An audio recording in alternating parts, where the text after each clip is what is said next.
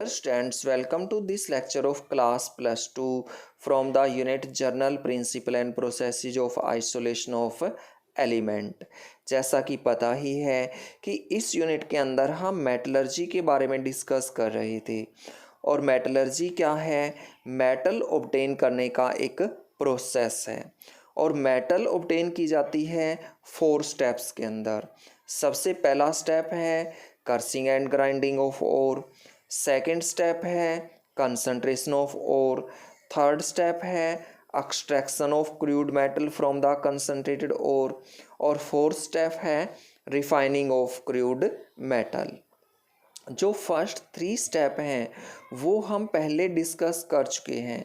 इस लेक्चर के अंदर हम जो लास्ट स्टेप है रिफाइनिंग ऑफ क्रूड मेटल इसको डिस्कस करेंगे। तो सबसे पहले यहाँ पर रिफाइनिंग वर्ड आया है। इस रिफाइनिंग वर्ड का मतलब क्या होता है? इसका मतलब होता है process of purifying the crude metal. जो इम्प्योर मेटल होती है उसको प्यूरिफाई करने का प्रोसेस रिफाइनिंग होता है। और रिफाइनिंग कुछ मेथड्स के द्वारा की जाती है, जैसे distillation process, liquation, electrolytic refining और जोन रिफाइनिंग और वेपर फेज रिफाइनिंग। एक एक करके हम इन स्टेप्स के बारे में डिस्कस करेंगे। सबसे पहले हम डिस्टिलेशन प्रोसेस के बारे में डिस्कस करने जा रहे हैं। देखो, डिस्टिलेशन तुमने सुना होगा, डिस्टिल्ड वाटर के बारे में भी सुना होगा। तो ये डिस्टिल्ड वाटर कैसे बनता है? जो वाटर होता है उसको हीट करते हैं और स्टीम को हम पास करते हैं कंडेंसर में से, और इस तरह से कूल होने के बाद जो वाटर ऑब्टेन होता है उसे हम डिस्टिल्ड वाटर बोलते हैं। यहाँ पर भी कुछ इसी तरह का मेथड होता है। इन मेथड्स के बारे में कुछ पॉइंट्स तुमने याद करने हैं कि किस तरह की मेटल्स को प्यूरिफाई किया जा सकता है, इस मेथड का बेस क्या है और इस मेथड का प्रोसेस क्या है। ये 3 पॉइंट्स तुमने इन सभी प्रोसेसेस के बारे में याद करने हैं। तो सबसे पहला है कि इस मेथड के द्वारा वोलेटाइल मेटल से इम्प्योरिटी निकाली जा सकती है। देखो, वोलेटाइल मेटल क्या होती हैं? जिन मेटल्स के वेपर बन जाते हैं वो वोलेटाइल मेटल होती हैं, जैसे जिंक, मरकरी, कैडमियम।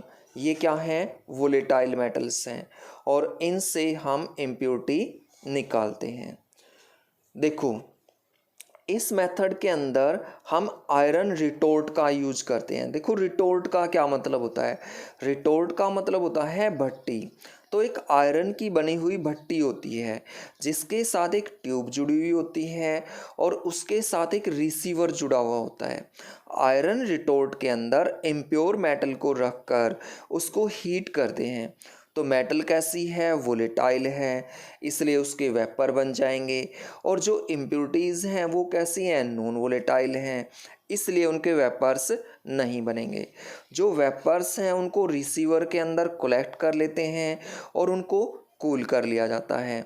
और जो नॉन वोलेटाइल इम्प्योरिटीज़ हैं वो रिटोर्ट के अंदर रह जाती हैं और बाद में उनको रिमूव कर दिया जाता है। इस तरह से डिस्टिलेशन प्रोसेस के द्वारा हम प्यूरिफिकेशन करते हैं। जो नेक्स्ट इम्पोर्टेंट स्टेप है यहाँ पर, ये है लिक्वेशन के बारे में।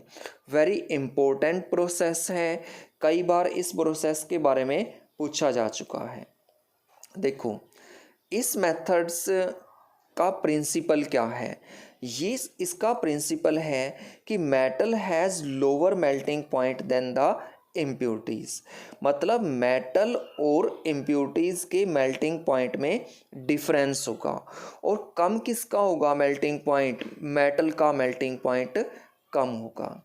इस प्रोसेस के अंदर जो इंस्ट्रूमेंट यूज किया जाता है वो स्लोपिंग हर्थ यूज किया जाता है। हर्थ का तो मतलब पता ही होगा, हर्थ का मतलब होता है चूल्हा, और स्लोपिंग का मतलब होता है ढलान वाला। इस मेथड के अंदर हम एक ढलान वाला मतलब एक ढलवा चूल्हा यूज करते हैं और इस स्लोपिंग हर्थ को रखा जाता है inert atmosphere of carbon monoxide के अंदर। इस तरह से हम क्या करते हैं? इम्प्योर मेटल रखते हैं इसके अंदर और इस इम्प्योर मेटल को हीट करते हैं, तो मेटल का मेल्टिंग पॉइंट लेस है, इसलिए वो पहले मेल्ट हो जाएगी और मेल्ट होकर इस तरह से स्लोप से होती हुई नीचे की तरफ आएगी और उसे फिर हम कलेक्ट कर लेंगे। जो इम्प्योरिटीज़ हैं उनका मेल्टिंग पॉइंट ज़्यादा है, इसलिए वो मेल्ट नहीं होंगी और वो यहाँ पर रह जाएंगी इसके अंदर। देखो किस तरह की मेटल से इम्प्योरिटी निकाली जा सकती है, वो हमें इस लिक्वेशन वर्ड से ही पता चलेगा। देखो सबसे पहले क्या है, एल आया है और एल से क्या बनता है, लेड बनता है। देखो लेड अगर स्पेलिंग लिखें तो एल आता है उसके अंदर, तो हम लेड से इम्प्योरिटी निकाल सकते हैं। दूसरा देखो इसमें टी आया है और टी से क्या बनता है, टिन बनता है और टिन से भी इस मेथड के द्वारा इम्प्योरिटी निकाली जाती है। जो नेक्स्ट वेरी इंपॉर्टेंट प्रोसेस है रिफाइनिंग का, ये है इलेक्ट्रोलाइटिक रिफाइनिंग और इस वर्ड से ही हमें इस प्रोसेस के बारे में पता चल रहा है। जो इलेक्ट्रो है इसका मतलब इलेक्ट्रिसिटी से है और जो रिफाइनिंग है इसका मतलब प्यूरिफिकेशन से है। मतलब इलेक्ट्रिसिटी का यूज करके हम प्यूरिफिकेशन करेंगे और इस मेथड के अंदर हम इलेक्ट्रोलाइटिक सेल का यूज करते हैं। इस मेथड के द्वारा कुछ मेटल्स को हम प्यूरिफाई करते हैं और ये कौन कौन सी हैं, copper, silver, gold, lead, tin, chromium, zinc, aluminium. इन मेथड से इम्प्योरिटी निकाली जाती है।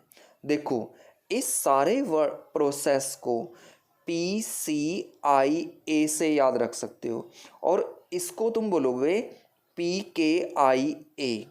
P से बनेगा प्योर, C से बनेगा कैथोड। देखो कैथोड में अगर वर्ड को लिखें तो CATHODE लिखते हैं हम, तो PK बोलेंगे इसको। I से इम्प्योर और A से एनोड और इसी के ऊपर ये सारा प्रोसेस बेस्ड है।